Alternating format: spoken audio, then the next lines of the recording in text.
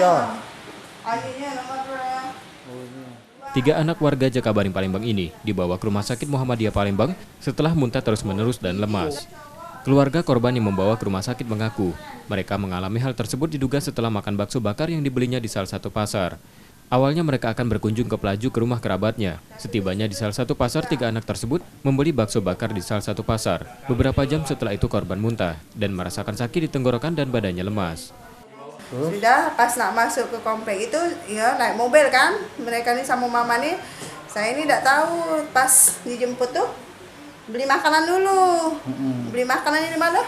Di pasar, tidak tahu, pokoknya di salah satu di situ lah, di luar komplek, tidak tahu di mana.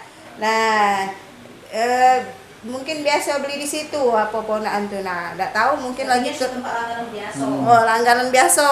Apa makanan apa tuh? Bakso bakar. Korban kini masih dirawat di rumah sakit, namun keluarga belum melaporkan kejadian tersebut. Yudi Kiswanto, Kompas TV, Palembang.